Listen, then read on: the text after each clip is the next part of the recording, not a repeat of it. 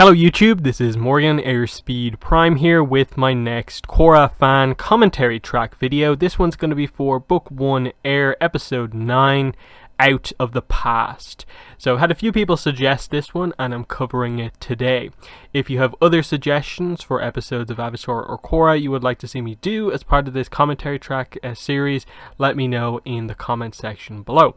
But to sync up your copy of the episode with this commentary track, have your copy of the episode, whether that be the DVD, the Blu-ray, or some sort of streaming platform, ready to go at the start of this episode, including the introduction.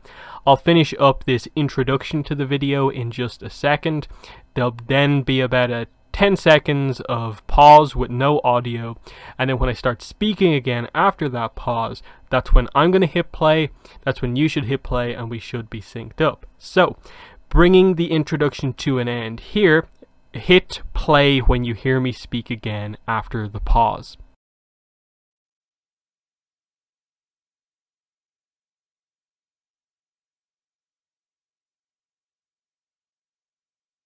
So here we are with K109, Out of the Past. Another one of the really strong episodes from Book 1. I think people obviously remember this one because it's got like most of the, old Team Avatar content. This is the episode with the flashback in it. But let's not forget that this episode, in terms of like the present day story, has some huge things that happen. Like Amon's big move after what Tarlok has just done is just as shocking as the Tarlok bloodbending reveal from the last episode. I still maintain that just the atmosphere, the tension, the drama of episode 8, to me makes it the best episode of Book 1. But this one continues that on so well. This time period in the fandom when these couple of episodes were airing were some of the best that we've seen, from like the episode 6, the big mid-season finale, 7, the reveal of Hiroshi, 8, the bloodbending reveal, and then 9, hitting all these massive beats, and then like 10, 11, 12, like it was a roller coaster ride at the end of this season for sure. So really pretty shocking imagery here of just seeing how controlling his bloodbending is. Like it's more powerful than a lot of the bloodbending we've seen, because of course he's able to do it without the full moon being out, but just how effortlessly he does that and just locks her up. Tarlok has defeated Korra and has locked her away in the mountains, and seemingly no one knows she's up there. What's going to happen with the series from here on out? Obviously you sort of expect some sort of an escape, but how exactly is that going to happen? How are they going to find their way there? And yeah, this is a good way to start off. Of course, Tenzin would be notified that something has happened, because of course the town hall's been wrecked as part of their fight. How is Tarlok going to explain everything is the big question. And we see his skills at lying and presenting himself well to the media coming into play here. But also, I suppose, Tenzin's suspicions kind of coming in as well. And as I said in the last Book 1 review where I did When Extremes Meet, the page becomes very important. So it's very well thought out here, the explanation from Tarlok. He's obviously sort of like in pretty bad shape from the fight himself, but he puts equalist stuff all over the place. I love what they do in this scene of like he's saying the lie but you're seeing what he actually did, of like shocking himself. Very cool. Getting across that like he is not the main villain of this book, but he feels just as strong, and that's why I think Book 1 has always been so good, of like having those dual villains. And then of course Lin has sort of, stepped down as chief of police in the aftermath of the sort of failure of episode 6, but this sort of gets her back into action. And this is a kind of big moment here of just like seeing her go from the failure to the return, but not as the kind of chief of police necessarily. And she gets some very strong moments. Obviously Book 1 and 3 are the like Lin books. Yeah, and this is a great moment here. No badge this time. This is all kind of undercover basically. Toph statue, of course. And yeah, I love how she just breaks everyone out.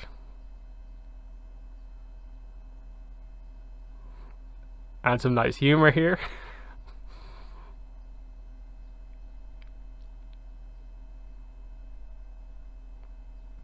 The sound effects coming up especially.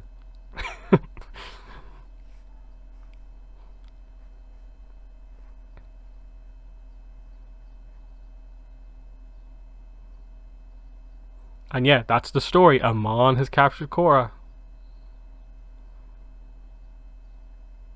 And so this is the team. What a funny moment there from Lane.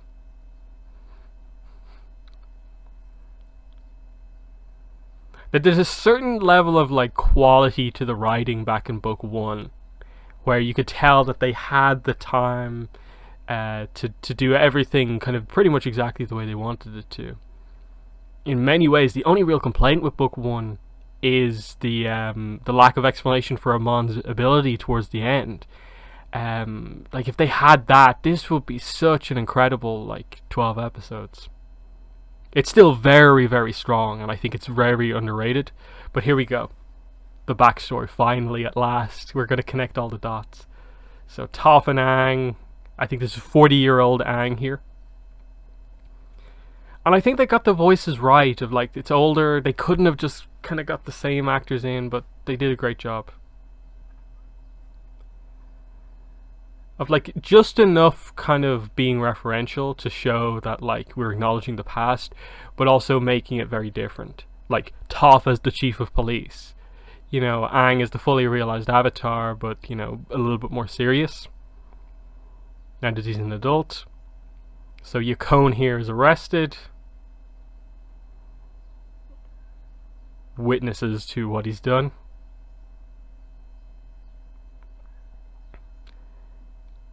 And here's the whole idea. I love the setup for this of like, they have all these witnesses, but all the witnesses are like, he bloodbent during a time there was no full moon. And the rules of bending say you can't have bloodbending without the moon. So someone's lying here. And that's where Sokka comes in very, very important in a great world building moment. So Tenzin's brought into the team here.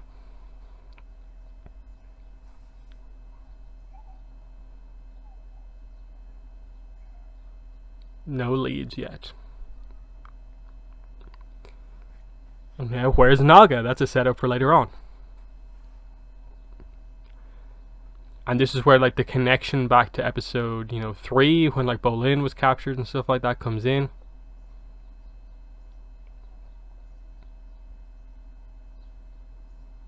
It just shows you how well written and connected everything in book 1 was.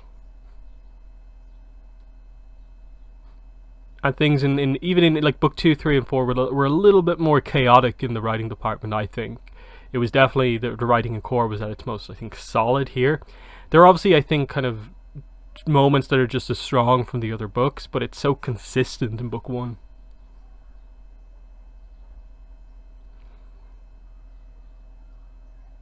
So I like the investigation here, kind of showing you sort of the path Mako's going to be taking. Here's the seismic sense again. Always fantastic to see.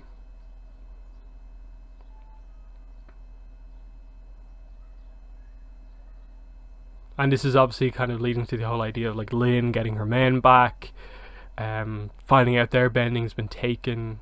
And quite such a significance to like what happens to her in episode 10. In again one of the best moments of the book, I think. Just the action stuff that happens in those episodes.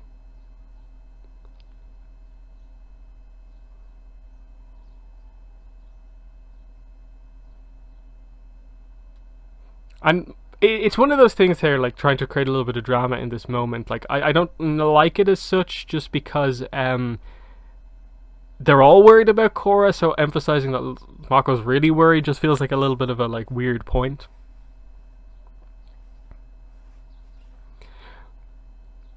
But it highlights that it's only a few little moments like this after episode 5 where there are the romance drama moments.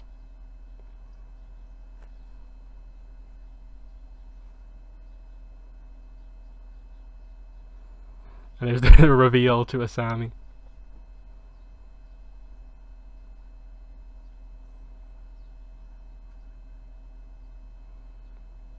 And you kind of wonder, like, did they lean a little bit too much into the shipping romance because Katang Zutara was like this thing towards the end of Avatar's run? I'm not really sure, because like that was something kind of almost created by the fandom, whereas this is writing kind of drama into the show. I don't think it quite worked for them. And you can tell by the fact that in later seasons, they moved to just solidify all the relationships. They took the drama out, basically, and just when they had a relationship, it just happened. And if there was drama, it was more between just two characters like Bolin and Opal.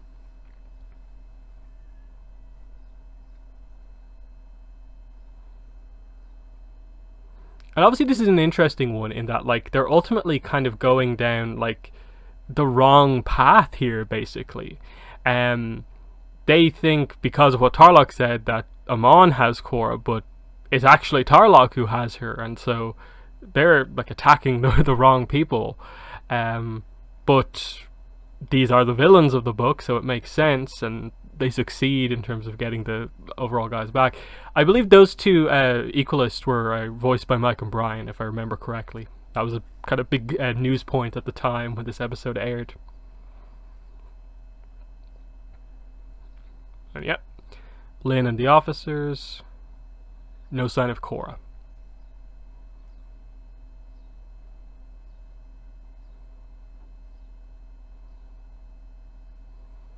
And yeah, airbending is very, very effective against the equalists. Mako getting straight down to business.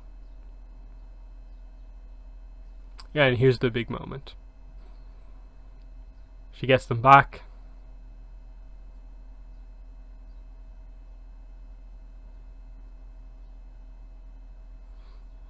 And it's an interesting one in that, like, she can sort of sense just from their attitudes that it's been taken.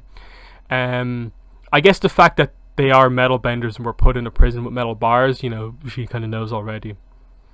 But I like the idea that she sort of, like, just from looking at them could tell. She'd almost sense that spark of earth or whatever you want to call it wasn't in them.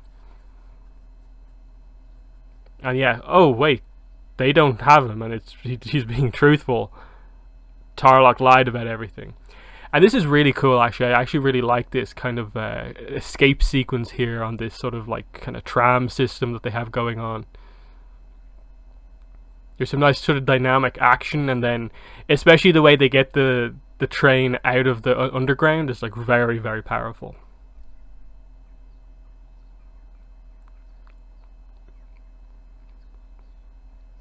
And look, there's everyone, including the lieutenant. Will the lieutenant get wrecked again? I love that trend with the lieutenant of just, like, after his, like, even in his initial appearance, he just kind of proceeds to then lose fights by getting absolutely kind of, like, smashed in some way. Not here, though. They just kind of go past him. But yeah, back to the backstory here. At the trial. Criminal Empire.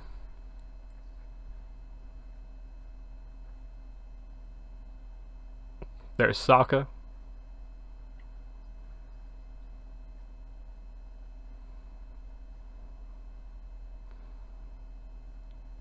Illegal for decades. Katara outlawed it. Bloodbending. And then this is a nice point by his lawyer.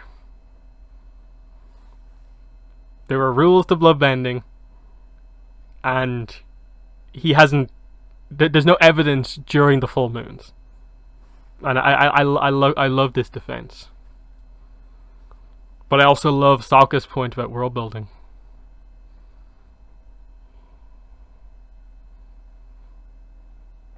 It seems like a perfect defense.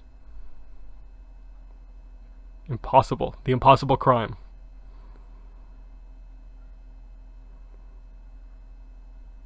There's, like, to Korra, like, that explains Tarlok in a way. Like, and you're making these connections. They haven't fully linked them all yet, but they're about to. Unique bending abilities. Special benders with unique abilities that are specific to them or their kind of lineage. I really wish we had had more of kind of older Sokka. There's just a few mentions of him in later seasons, like he helped to protect Korra, but that's really it. Yakone is one of these unique benders. This is such an important point that allowed them to really expand on bending, while also not making everyone's bending needs to go to that level.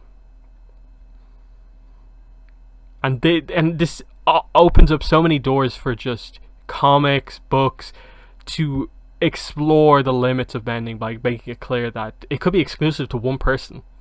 One person's family could have this ability, and something this incredible that he's able to just, with his mind, psychically, not just without the full moon, bloodbend a whole court, including powerful benders like Toph and Aang, including the Avatar. That's how powerful this is. Of like, he's completely surrounded by people who are keeping him in place, and he just looks at them all and is in control. Could snap all of their limbs at will, basically.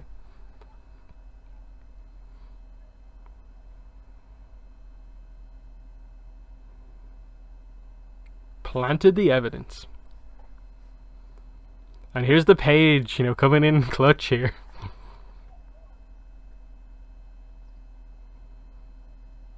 And then the second he says the word here, coming up in a minute, just the way the benders just immediately are on edge. That, like, in a way, there's a reason that this ability was banned. And I'd love to know the story behind how Katara kind of convinced, like, in a way, the world to ban this technique. I assume she demonstrated it on someone. And just immediately everyone's like, the monster. Like, it's a sudden shift that's really, really well done. How on edge everyone is just upon hearing that he can bloodbend. And yeah, just like that. This is why this is like it is an overpowered ability. That is correct. But the world building kind of caveat that only like 3 characters are ever going to have this ability, unless they decide to have some new character be born with the ability, works so well. That it's not just waterbending is now this powerful. No, only a rare few waterbenders can be that powerful. In the same way that only a few waterbenders can learn to heal, and so on, have that sort of the capacity to learn some of these abilities. It's the same thing here. So while metal bending and lightning bending become more prevalent, lightning bending not as much, there's still only a handful of people that do it. It shows the world kind of growing, but that there are still completely rare abilities that are never going to be super widespread in the world. But yeah, complete dominance from Yakone here. And making a character like Toph look that helpless, I think, gets across the intensity of the scene. Like, again, at the time when this is happening, this is just crazy that he suddenly jumps to being like one of the most threatening villains we've seen, just with his raw power.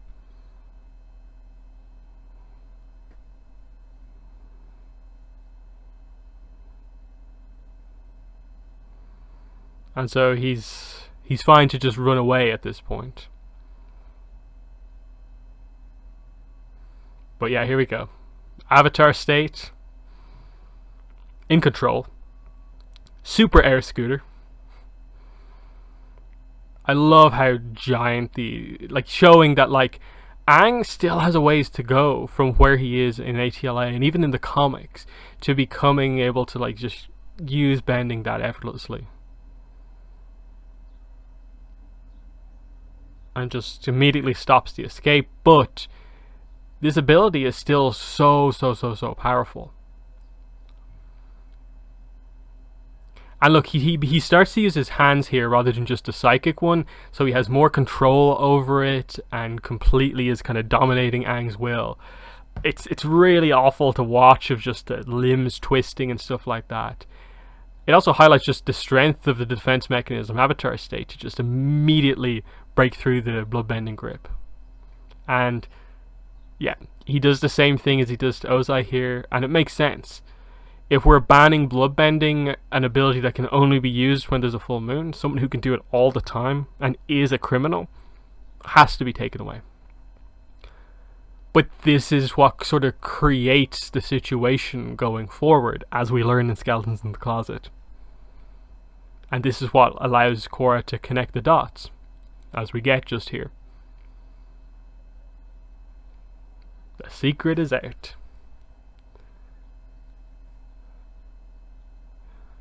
Yakon's son.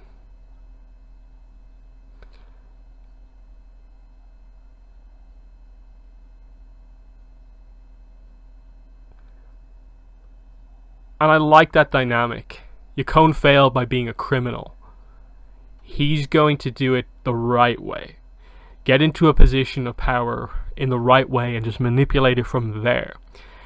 And it makes complete sense, but as we learn from the backstory, neither of them wanted to go down that path, but ended up sort of following their father's path in their own way.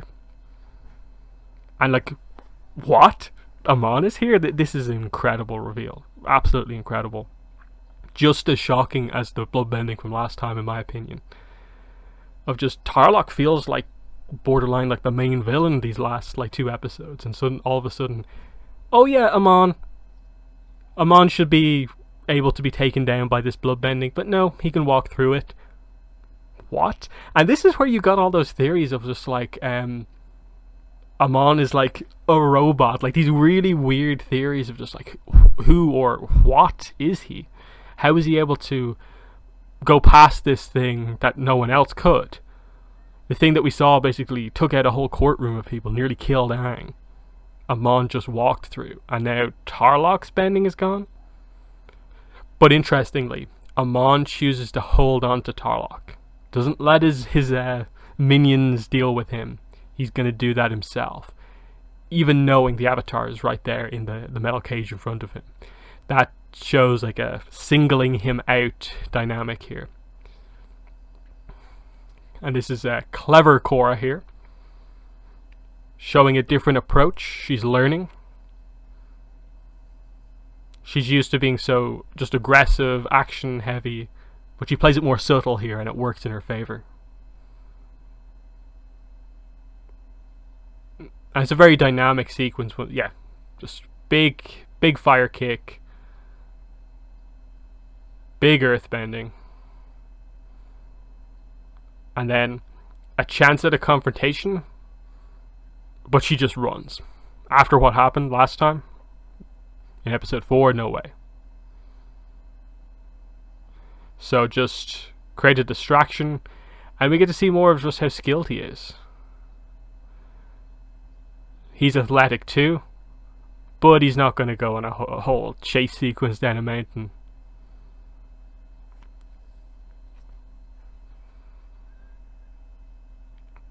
He's dealt with Tarlok, and he's okay with that for now. But she's sort of stranded up here in the mountains. How are they going to get to her? And of course, it's Naga. This is a great moment here, just like they always do with the animals. They always make sure to write them as characters and not just, modes of transport. You can tell how close the two of them are, that Naga would, do this for her and bring her back to the city. Avatar guide, animal guide. And then here's this sort of big moment of like, okay, here's setting up like where we're heading. Malco and Korra had the connection initially, but before anything could properly happen, Malco got together with Sammy. But here we're really seeing, I suppose, his true feelings come out.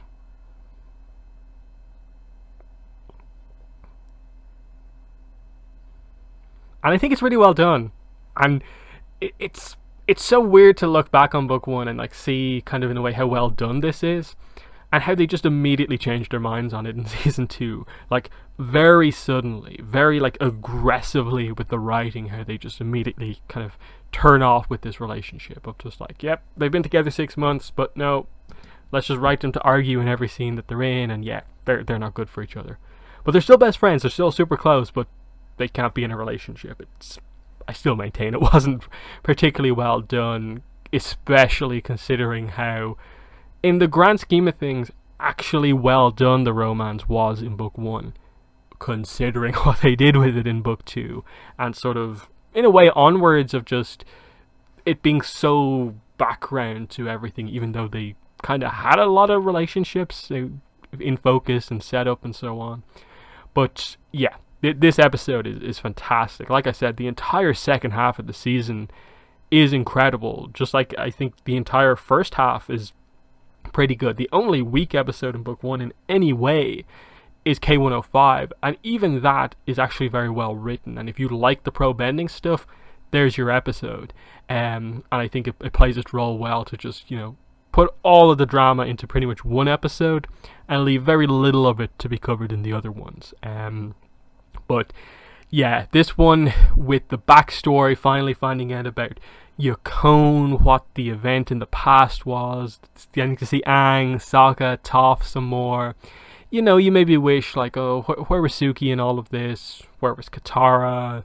Zuko and so on. Where were the other characters? But I appreciated them holding back and not doing what I think everyone almost expected and to some degree wanted them to do, and that was just, litter the series with constant, it's this character from Avatar The Last Airbender, it's this character, and then this one. That's not what they were trying to do. So instead they made this story important. Aang and Toph and then Sokka at the trial were the three members of Team Avatar most heavily involved in this. But Katara is also kind of involved in it as well because of, making her decision about bloodbending and so on. And like I said earlier on, that's a story. I want to know that. At what point did she kind of decide that if we're making laws here and enforcing things in this new city, we have to be aware that knowledge of bloodbending is going to spread and this has to be outlawed. And I wonder what the specifics were on that, because she'd obviously have to show it to people to explain to them why it is such a bad thing. So did she do it on someone else or what? That's the kind of interesting thing. And then just by doing that, are you drawing it too much to the attention of other people? It must have been a very careful thing how they approached doing that. And you sort of wonder, like, is there a thing in the Avatar world that when there is a full moon, are there more police out there? Are there more waterbender police officers who are trained in, like, bloodbending defense kind of out there? But that's just me getting really deep in the weeds on the world building. But yeah, even beyond the backstory, like I said, Tarlok feels so important at this point in the story of just, he's really standing out because he's now suddenly super powerful, super important. What is he going to do with Korra out of the way? And then right as you think he's about to, like, activate the next stage of his plan, Amon steps in and takes him out. Amon steps back into the story and takes out the character they've just built up as being super powerful. And suddenly you're like, oh yeah, Amon, like, he can take people's bending away. What's up with that? And he's, like, immune or something like that to bloodbending. That's incredible. I really don't remember there being anyone who properly predicted the idea that, like, Amon was connected to Yukon and Tarlok in the same way. I think there was some speculation early on that, like, okay, he might also be a bender, but just the presentation of him, like, with the mask still, the almost robotic way that he breaks through the bloodbending, it was a great time to actually be in the fandom in terms of speculation, because I think season 1 offered the most potential for speculation. So that was really, really great. Definitely some of the fondest memories I have from being in the fandom during Korra's run were pretty much this final run of episodes from book 1, for sure. But they're my thoughts on this episode. In the comments, let me know what your thoughts are, but that's been the video. Thanks for watching, and bye.